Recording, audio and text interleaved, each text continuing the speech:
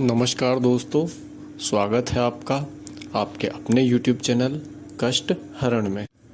मित्रों, आज हम भगवद गीता के प्रथम अध्याय के श्लोक नंबर 19 और 20 पर। श्लोक नंबर 19। सघोषोधार्तराष्ट्राणां हृदयानि व्यदारयत् नभश्च पृथ्वीं चैव तुमूलो अभ्युनुनादयन्। अर्थात इन विभिन्न शंखों की ध्वनि कोलाहलपूर्ण बन गई, जो कि आकाश तथा पृथ्वी को शब्दायमान करती हुई धृतराष्ट्र के पुत्रों के हृदयों को विदीर्ण करने लगी। तात्पर्य: जब भीष्म पितामह तथा दुर्योधन के पक्ष के अन्य वीरों ने अपने अपने शंख बजाए तो पांडवों के हृदय विदीर्ण नहीं हुए। ऐसी घटनाओं का वर्णन नहीं मिलता, किंतु इस विशिष्ट श्लोक में कहा गया है कि पांडवों के पक्ष के शंखनाद से धृतराष्ट्र के पुत्रों के हृदय विदीर्ण हो गए। इसका कारण स्वयं पांडव और भगवान कृष्ण में उनका विश्वास है। परमेश्वर की शरण ग्रहण करने वाले को किसी भी प्रकार से भय नहीं रह जाता, चाहे वह कितनी ही विपत्ति में क्यों न हो।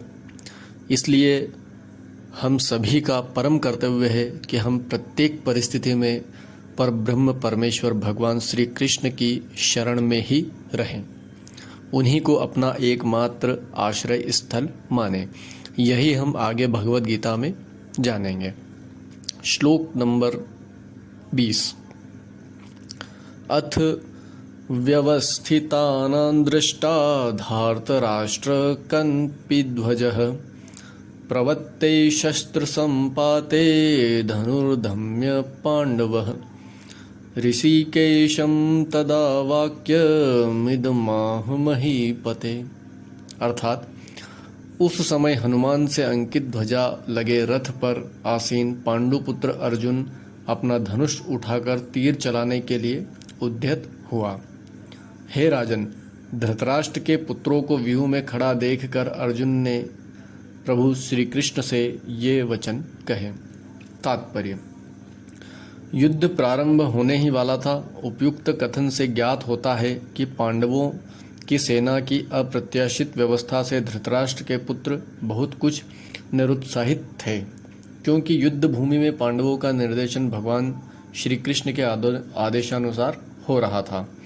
अर्जुन की ध्वजा पर हनुमान जी का चिन्ह भी विजय का सूचक है, क्योंकि हनुमान जी ने राम तथा रावण युद्ध में भगवान श्री राम की सहायता की थी, जिससे प्रभु श्री राम विजय हुए थे।